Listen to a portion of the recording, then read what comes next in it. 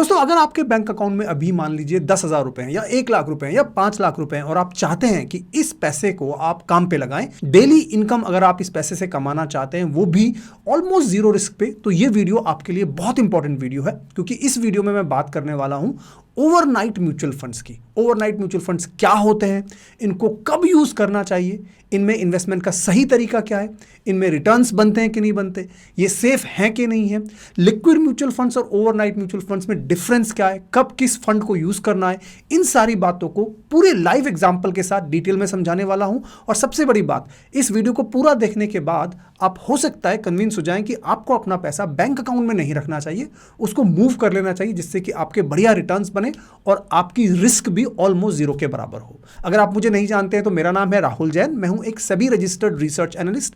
अपनी independent research करके आपको इस चैनल के माध्यम से सिंपल लैंग्वेज में समझाने का इंटेंशन रखता हूं। अगर आप चैनल पे नए हैं तो फटाफट से सब्सक्राइब करके इस वीडियो को लाइक कर दीजिएगा, कमेंट्स में थैंक यू लिख दीजिएगा, मेरी और मेरी टीम के लिए मोटिवेशन हो जाता है। वीडियो को शुरू करते हैं।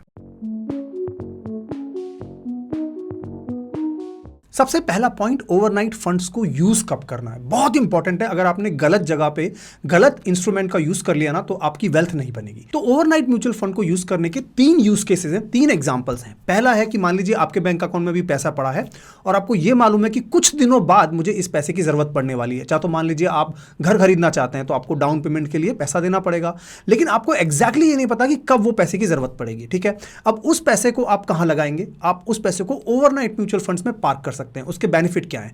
देखिए, अगर आप उस पैसे को केवल बैंक अकाउंट में रखा रहने देंगे तो आपको 2 से 3% का बैंक अकाउंट में सालाना रिटर्न मिलता है सेविंग्स अकाउंट में, और करंट अकाउंट में तो 0% का इंटरेस्ट मिलता है। ठीक है, तो मतलब आपका पैसा इन्फ्लेशन को भी बीट नहीं कर रहा है। ठीक है, हर साल आपके पैसे की वैल्यू कम हो रही है। वहीं अगर आप इस पैसे को ओवरनाइट म्यूचुअल फंड्स में पार्क कर देते हैं तो आपके रिटर्न्स सेविंग्स बैंक अकाउंट के बजाय ऑलमोस्ट डबल हो जाते हैं। 5 से 6% की अभी रिटर्न्स देखने में आई है पिछले 1-2-3 साल में, और वो भी रिस्क ऑलमोस्ट जीरो के बराबर ही है। बस आपको थोड़ा सा समझना है कि ओवरनाइट म्यूचुअल फंड्स काम कैसे करते हैं। लेकिन म्यूचुअल फंड मैनेजर्स अपना पैसा बैंक में नहीं रखते, वो अपना पैसा कहां रखते हैं? ओवरनाइट डेट इंस्ट्रूमेंट्स में। बताऊंगा अभी उसके बारे में पूरी बात। तो ये तो वो पहला यूज केस जहां आपको लगता है कि पैसा बैंक अकाउंट में पड़ा हुआ है, क्योंकि आप इसको स्टॉक मार्केट में इन्वेस्ट नहीं कर सकते, गोल्ड में इन्वेस्ट नहीं कर सकते, सिल्वर में इन्वेस्ट नहीं कर सकते, क्योंकि आपको मालूम है कि थोड़ा ही समय में मुझे इस पैसे की जरूरत है।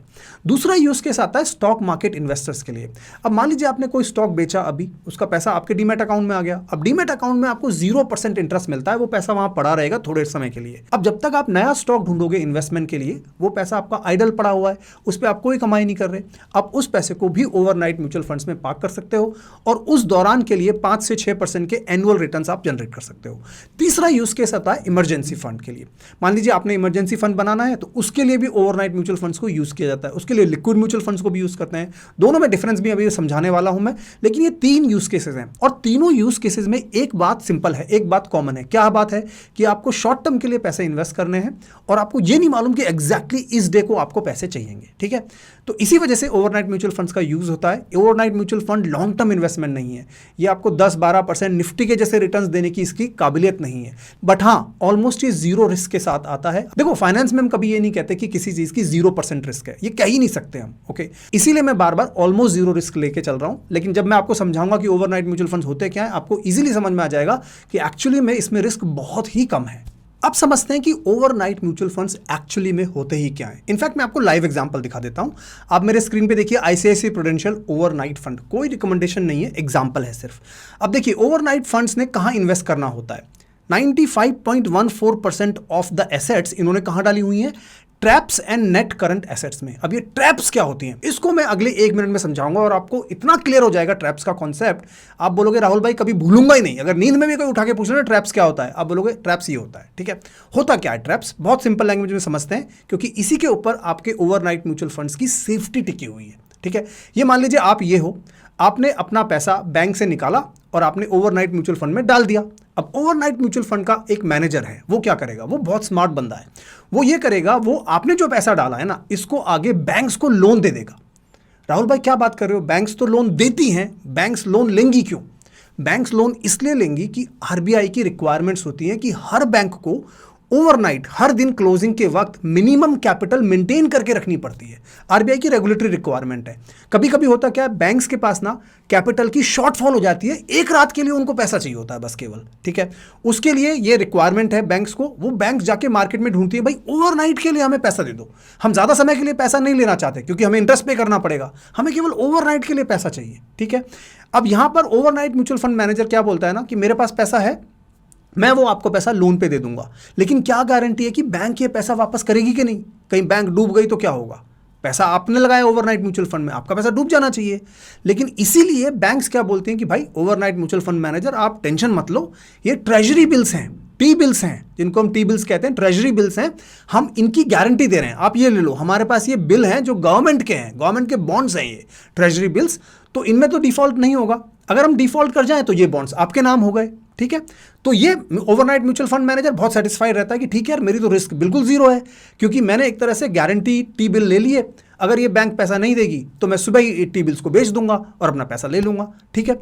ओवरनाइट होने के बाद क्या होगा, सुबह जब होगी तो क्या करेगी बैंक, वो बोलेगी भाई मेरे टी बिल्स को वापस दो, आप अपना पैसा पूरा लो, और मैं आपको ओवरनाइट जितना भी आपका इंटरेस्ट हुआ है मैं आपको इंटरेस्ट भी दे रहा हूं, ठीक है। तो इस ट्रांजैक्शन में हुआ क्या, पहले टी बिल्स जो थे, ट्रेजरी बिल्स जो थे, बैंक से किसके पास गए, ओवरनाइट म्यूचुअल फंड के पास, और वहां से वापस बैंक्स के पास आए।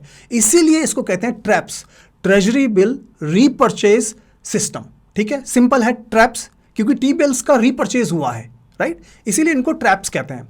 और इसमें overnight interest overnight mutual fund manager मिला लेता है, ले लेता है, जिससे उसके रिटर्न्स बन जाते हैं, और वही रिटर्न्स वो आपको पास ऑन कर देता है, अपना एक्सपेंस रेशो काट लेता है, जो उसकी फीस वगैरह है, आपको वो पैसा मिल जाता है, ठीक है। अब ये जो ओवरनाइट रेट जो होती है ना, इसको कैसे ट्रैक करें कि क्या ओवरनाइट रेट है, क्योंकि इसी के ऊपर आपके रिटर्न्स पूरे डिपेंड करेंगे।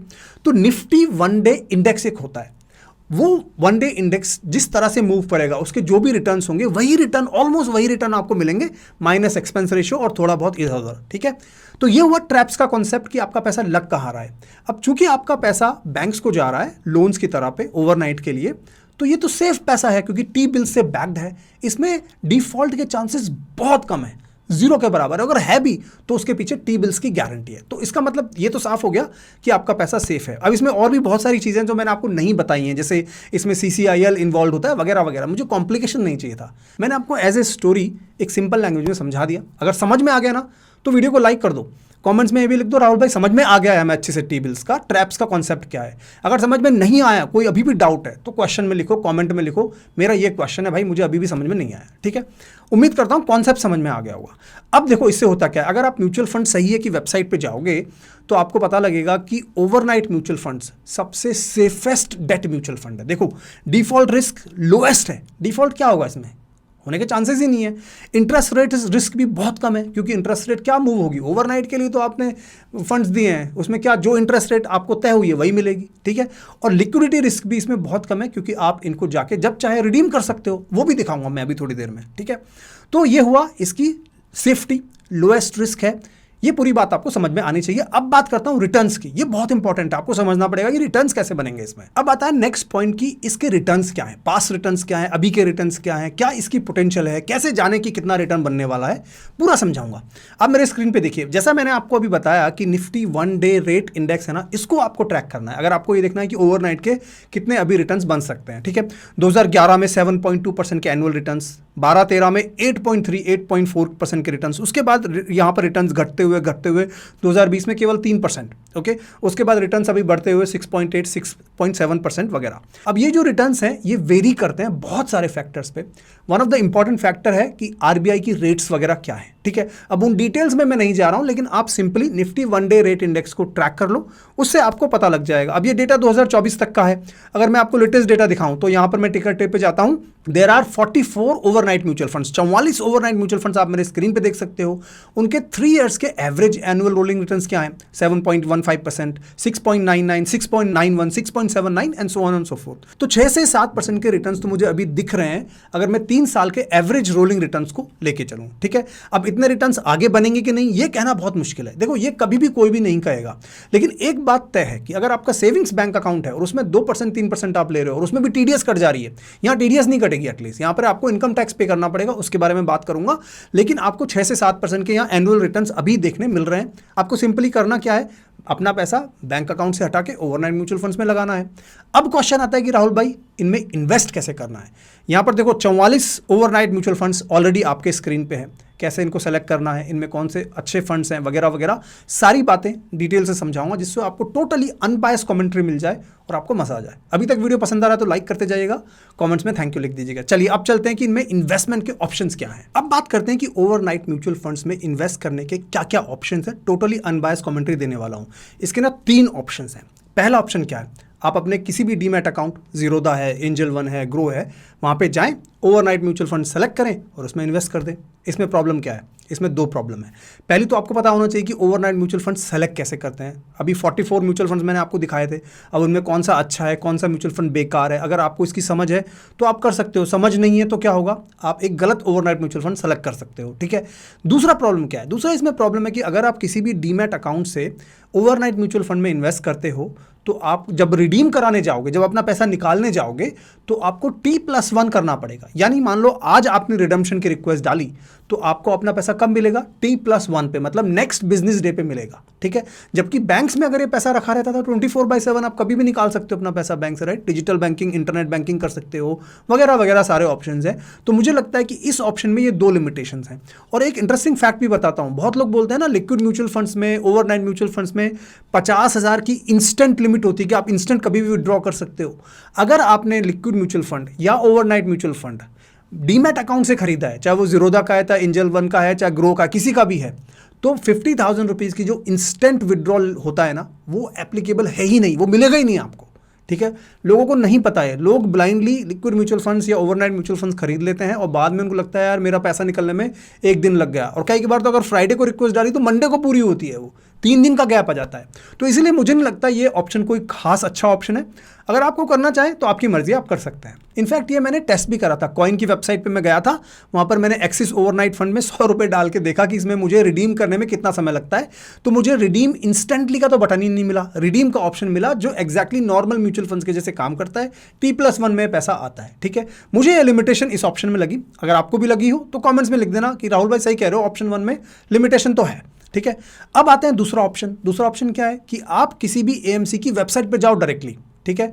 एक्सिस म्यूचुअल फंड एग्जांपल के लिए ले रहा हूं, ICICI हो सकता है, कोई सा भी हो सकता है, उसकी वेबसाइट पे गए, वहां से भी आप ओवरनाइट म्यूचुअल फंड खरीद सकते हो। ठीक है।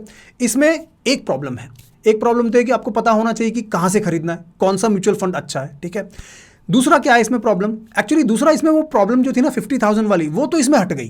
क्योंकि जब भी आप कोई भी ओवरनाइट म्यूचुअल फंड या even liquid mutual fund direct AMC से खरीदते हैं तो आप जब भी निकालना चाहें पैसा तो 50,000 तो इंस्टेंटली निकाल सकते हैं किसी भी दिन। 50,000 की उसमें आपको इंस्टेंट विड्रॉल की वो मिलती है, छूट मिलती है, और बाकी जो पैसा है वो T+1 में आता है। तो ये प्रॉब्लम तो सॉल्व हो गई जो हमने पहले वाले ऑप्शन में देखी थी। लेकिन इसमें जो दूसरी प्रॉब्लम ये आती है कि आपको पता होना चाहिए कि कौन सा म्यूचुअल फंड आपको सेलेक्ट करना है। और साथ ही मान लो आपको 2 लाख रुपए डालना है बैंक अकाउंट से निकाल के यहाँ पर, तो केवल आप 50,000 ही तुरंत निकाल पाओगे ना, 1.5 लाख तो आपका फंस गया वहां पर। ये इसमें थोड़ी और लिमिटेशन हो जाती है मेरे हिसाब से, लेकिन फिर भी ऑप्शन 1 से ये ऑप्शन 2 बेटर है। ठीक है। अब हम बात करते हैं ऑप्शन नंबर 3, वो है स्मॉल केस म्यूचुअल फंड्स। अब ये ऑप्शन क्या है, देखो स्मॉल केस प्लेटफॉर्म का आपने नाम सुना होगा। स्मॉल केस होते क्या है, स्मॉल केस मतलब बास्केट। स्टॉक्स अगर आप डालोगे तो स्टॉक्स की बास्केट बन गई, स्टॉक्स के स्मॉल केस बन गए। उसी बास्केट में अगर आप म्यूचुअल फंड्स डाल दोगे तो स्मॉल केस म्यूचुअल फंड्स बन जाएगा। ठीक है। कॉन्सेप्ट बहुत क्लियर है। अब इस प्लेटफॉर्म पे अगर आप जाओगे, मैंने लिंक दे दिया डिस्क्रिप्शन या पिन कमेंट में, इस प्लेटफॉर्म पे आप जाओगे तो आपको यहाँ पर प्री बिल्ट म्यूचुअल फंड्स के स्मॉल केस मिल जाएंगे। ठीक है। फॉर एग्जाम्पल 1 वीक वाली यहाँ पर एक बकेट दिख रही है आपको। इसमें क्या है, इसमें आपको समझाता हूं मैं क्या है। इसमें आपको 5 बड़े फायदे मिल जाएंगे जो पहले 2 ऑप्शंस में नहीं मिले। क्या क्या फायदे हैं, पहली बकेट की बात करूं तो इस बकेट से एग्जांपल से लेते हैं। मैंने 1 वीक वाली बकेट ले ली। ठीक है। इसमें ओवरनाइट म्यूचुअल फंड्स है, आप मेरे स्क्रीन पे देख सकते हो। इसमें 3 overnight mutual funds already selected हैं। तो सबसे बड़ा जो बेनिफिट है वो तो ये है, एक तो हर एक म्यूचुअल फंड पे चूंकि 50,000 की इंस्टेंट लिमिट आपको मिलती है, तो एक तो आपकी जो लिमिट है वो 1.5 लाख हो गई। अब आप जब भी चाहें इस स्मॉल केस से अगर पैसे रिडीम करना चाहेंगे तो आप इंस्टेंटली 1.5 लाख रुपए निकाल पाएंगे यहाँ से। क्यों? क्योंकि इसमें 3 ओवरनाइट म्यूचुअल फंड है। फ्रंट एंड में आपको ये एक स्मॉल केस दिख रहा है, बैक एंड में जो आपका पैसा जा रहा है ना, वो 3 म्यूचुअल फंड्स में अलग अलग जा रहा है। तो आपको तीनों म्यूचुअल फंड्स की 50,000 की लिमिट मिल जाएगी। तो आप 1.5 लाख रुपए विड्रॉ कर सकते हो। एक चीज का ध्यान रखना है, अगर आप स्मॉल केस के थ्रू इन्वेस्ट करते हो ओवरनाइट म्यूचुअल फंड्स में या कोई और म्यूचुअल फंड स्मॉल केस में, तो उसमें आपको एक चीज का ध्यान रखना है कि जब आप रिडीम करोगे तो रिडीम करने के लिए आपको इंडिविजुअल एएमसी की वेबसाइट पे ही जाना पड़ेगा, तभी आपको 50,000 की लिमिट मिलती है। वो ऐसा ही रूल है, इसमें कोई टेक्नोलॉजी कुछ कर नहीं सकती, ठीक है। ये पॉइंट आपको ध्यान रखना है। अब बात करते हैं दूसरा बेनिफिट का। दूसरा बेनिफिट ये है कि ये जो म्यूचुअल फंड्स इसमें डाले गए हैं बास्केट में, इन म्यूचुअल फंड को सेलेक्ट किसने करा है? इन म्यूचुअल फंड को सेलेक्ट करा है सेबी रजिस्टर्ड रिसर्च एनालिस्ट ने, आरएज ने। मेरे जैसे जो आरएज होते हैं वो सेलेक्ट करते हैं और वो इसमें डालते हैं। तो सेबी रजिस्टर्ड आरएज बहुत सारे फैक्टर्स को देखते हैं कि फंड का ट्रैक रिकॉर्ड क्या है, फंड की एज क्या है, फंड को मैनेज कौन कर रहा है, फंड का एक्सपेंस रेशियो क्या है, फंड की एयूएम क्या है।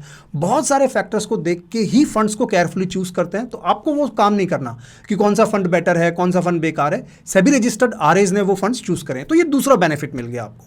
तीसरा बेनिफिट है कि ये जो बास्केट्स हैं, ये जो स्मॉल केसेस हैं, ये रीबैलेंस भी होते हैं फ्रीक्वेंटली। अगर मान लो कोई एक ओवरनाइट म्यूचुअल फंड है, वो परफॉर्म नहीं कर रहा है या उसमें कोई प्रॉब्लम है, उसके फंड मैनेजर बहुत जल्दी चेंज हो रहे हैं, कुछ भी तरह की प्रॉब्लम्स हैं, तो ये रीबैलेंस होकर घटिया वाले ओवरनाइट म्यूचुअल फंड्स हट सकते हैं, नए वाले जुड़ जाते हैं। ये ऑटोमेटिकली होता है, ठीक है। आपको इसमें कुछ करने की जरूरत नहीं है। ये इसका तीसरा बेनिफिट है। चौथा बेनिफिट है कि अगर आप स्मॉल केस म्यूचुअल फंड लेते हैं तो ये फ्री है। इसमें आपको कोई चार्जेस नहीं लग रहे, कोई भी सब्सक्रिप्शन फी नहीं है, कोई भी एडिशनल एक्सपेंसेस नहीं है। जो भी एक्सपेंस रेशियो म्यूचुअल फंड्स का है वही आप इसमें देंगे। तो इसका मतलब क्या हुआ? एक तरह से फ्री है। अब आप बोलोगे फ्री क्यों है ये? फ्री इसलिए है कि स्मॉल केस प्लेटफॉर्म अभी अट्रैक्ट कर रहा है यूजर्स को। तो पता नहीं कितने समय तक ये फ्री रहेगा, मुझे नहीं पता कितने समय तक रहेगा। कई बार कोई प्लेटफॉर्म नई चीज़ें लॉन्च करता है तो शुरू में कई बार फ्री रखते हैं कि जिससे ज़्यादा से ज़्यादा लोग ट्राई करें। एक ये वो रीज़न हो सकता है जिसकी वजह से ये फ्री हो, ठीक है। तो ये चौथा बेनिफिट है। और इस प्लेटफॉर्म पे बहुत सारे स्मॉल केस म्यूचुअल फंड्स हैं, आप जाके और भी बहुत सारी बास्केट्स को एक्सप्लोर कर सकते हो। पांचवा फायदा क्या है? पांचवा बेनिफिट ये है कि आपको इंडिविजुअली हर एक एएमसी की वेबसाइट पे जाके ओवरनाइट म्यूचुअल फंड्स को बार बार में खरीदना नहीं है, ठीक है। यहां पर एक ही स्मॉल केस बास्केट में आपको 3 या 4 जो भी उस बास्केट में म्यूचुअल फंड्स होंगे वो मिल जाएंगे। तो मुझे लगता है कि इजी है, ट्रैक करना भी इजी है, वरना 3 जगह फोलियोज खुल जाएंगे, 3 जगह आपको जाके ट्रैक करना पड़ेगा। यहाँ पर सब कुछ एक ही जगह मिल जाएगा। और बोनस बेनिफिट ऑफ कोर्स ये है कि यहाँ पर टीडीएस कटती ही नहीं है ओवरनाइट म्यूचुअल फंड्स में। अगर आपने पैसा बैंक अकाउंट में रखा तो वहां पर आपकी टीडीएस कट जाएगी। एक चीज मैं आपको बताना भूल गया कि ओवरनाइट म्यूचुअल फंड्स में एग्जिट लोड 0 होता है। कुछ भी एग्जिट लोड नहीं होता है, कोई भी एंट्री लोड नहीं होता है, 0% है, ठीक है। अब बात करते हैं कि ओवरनाइट म्यूचुअल फंड और लिक्विड म्यूचुअल फंड्स में क्या डिफरेंस है, इनमें से दोनों में कब किसको यूज करना चाहिए। तो देखो, ओवरनाइट म्यूचुअल फंड जो होते हैं ना, वो टिपिकली जहां इन्वेस्ट करते हैं वहां ओवरनाइट रेट पे ही करते हैं। लिक्विड म्यूचुअल फंड्स कहां इन्वेस्ट करते हैं? उन डेट सिक्योरिटीज में इन्वेस्ट करते हैं जहां पर मैच्योरिटी अप टू 90 डेज हो। तो अगर आपका थोड़ा सा लॉन्ग टर्म होराइजन है, मतलब 3 महीने 6 महीने का है, तो लिक्विड फंड ज़्यादा बेटर रहेगा। अगर आपका थोड़ा शॉर्टर ड्यूरेशन है कि कुछ फ्यू डेज या फ्यू वीक्स, तो ओवरनाइट म्यूचुअल फंड बेटर रहेगा। इनमें से सेफ ज़्यादा कौन है? तो मेरे हिसाब से ओवरनाइट म्यूचुअल फंड थोड़ा ज़्यादा सेफ है, रिलेटिवली ज़्यादा सेफ है as compare to liquid mutual fund. इनमें रिटर्न कौन ज़्यादा बेटर देगा? तो मेरे हिसाब से लिक्विड म्यूचुअल फंड हो सकता है थोड़ा सा आपको बेटर रिटर्न दे जाए as compare to overnight mutual fund. Smallcase platform पे दोनों ही आपको बकेट्स मिल जाएंगी, जो भी आपकी रिक्वायरमेंट हो उसके साथ आप जाके इन्वेस्ट कर सकते हो। इस पूरी वीडियो में मैंने बहुत कोशिश करी है कि ओवरनाइट म्यूचुअल फंड्स आपको सिंप्लीफाई करके अच्छे से समझाऊं। उम्मीद करता हूं समझ में आ गया होगा। अगर आपको समझ में आया तो इस वीडियो को लाइक करके कमेंट्स में थैंक यू लिख दीजिएगा। मैं आपसे फिर मुलाकात करूंगा, तब तक के लिए जय हिंद, जय भारत।